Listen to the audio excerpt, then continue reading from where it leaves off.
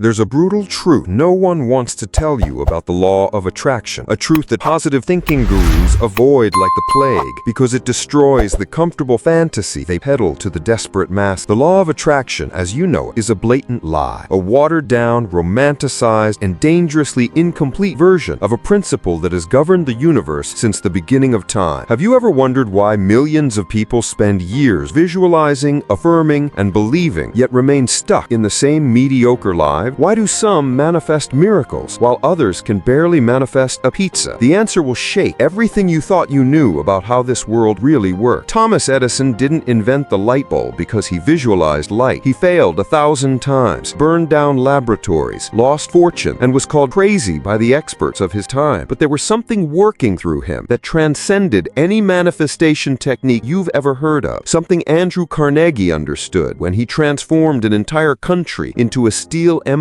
Something Henry Ford captured when he said that whether you think you can or you think you can't, you're right. They weren't messing around with morning affirmations or vision boards. They had discovered the real mechanism behind the creation of reality, and that mechanism is simultaneously simpler and infinitely more complex than any guru has ever dared to explain to you. The truth is, the law of attraction isn't about positive thinking. It's not about feeling forced gratitude or repeating mantras like a desperate parrot. The law of attraction is about vibrational frequency. It's about energetic alignment. It's about becoming, at the most fundamental level of your being, what you intend to create in the world. Your body is a biological antenna transmitting electromagnetic signals every second. Your thoughts are electrical impulses. Your emotions are waves of energy that alter your blood chemistry, your posture, your breathing, your presence in the world. You are not just a passive observer of reality. You are an active transmitter, constantly sending signals into the quantum field that connects us all. The problem is that 95%